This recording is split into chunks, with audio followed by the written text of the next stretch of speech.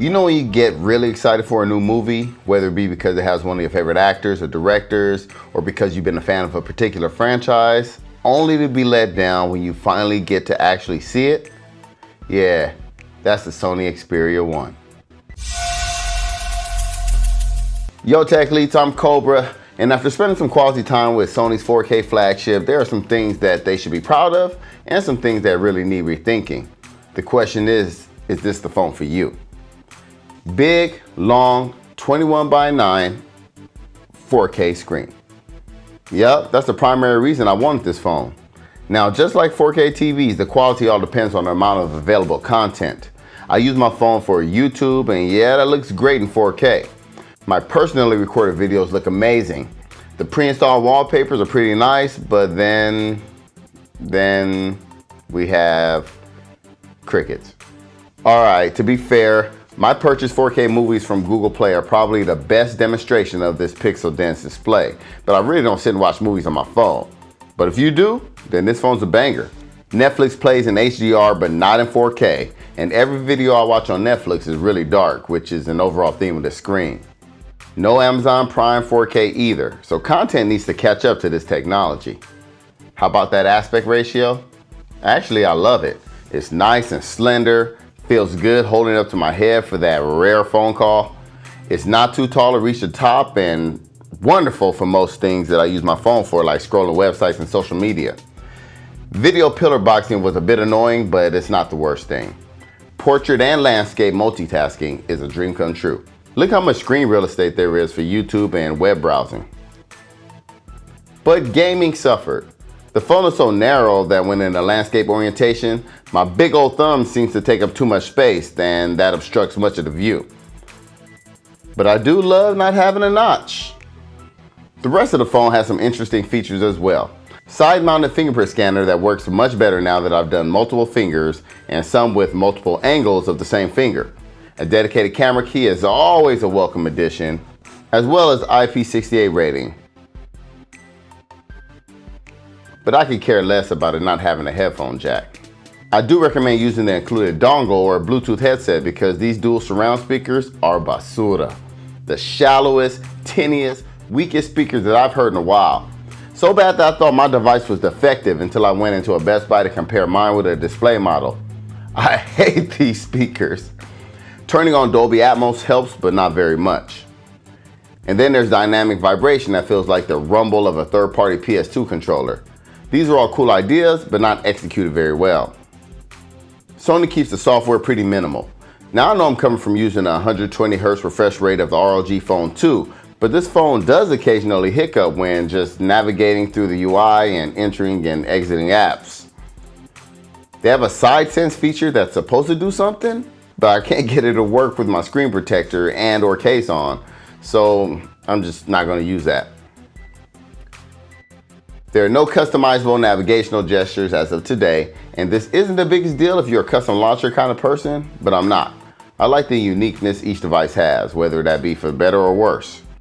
Many people are concerned or disappointed with the battery. It has a 3,330 milliamp battery, which sounds too small to power a 4K screen all day, but it does a decent job.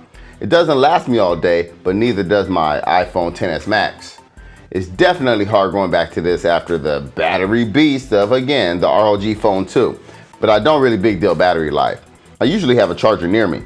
I was able to make it all the way home without charging it after a day of shooting video at Universal Studios. That's good enough for me. Speaking of that camera, this is the second reason I wanted this phone. Now, I'm not an expert photographer, but I've been taking pictures for years now, and I know what I like. I read about and saw some promising things that this triple lens shooter can do, but I've been pretty let down with the 4K 30 and 1080 60 video stabilization. It uses OIS and EIS, and I tried switching it off and on, but could not get any steady or smooth footage at all. It was frustrating watching it jump frames and judder so frequently. It was unusable. It's actually a deal breaker for me. 1080 at 30 is much better, but how are you going to have a 4K screen but struggle with recording 4K video?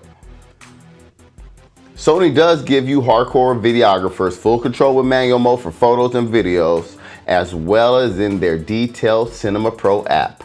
I did have some fun recording in 4K 24 frames per second, but I would only use this mode for cinematic, planned out videos, not just capturing like random family moments. What I use my camera for 95% of the time. And yes, I do that in 4K.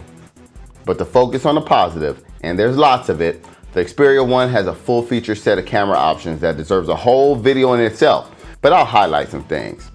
All three lenses have great picture quality, but there are times where the standard lens struggles with focusing on the whole body of the subject. Daytime shots are very appealing with the strong HDR that makes the colors really pop without oversaturation. This phone takes really good photos. The rear bokeh, you know what I mean, isn't the best I've used, but it has its moments of, that looks great. And then there's other times like, it's very inconsistent. Now remember when I said, I know what I like? I really can appreciate a camera that can capture a natural, clean photo in less than ideal lighting situations. People tend to lean towards the Pixel's ultra bright nighttime mode, but not me. I want a night photo to look like it does with my naked eye, and the Xperia does this wonderfully.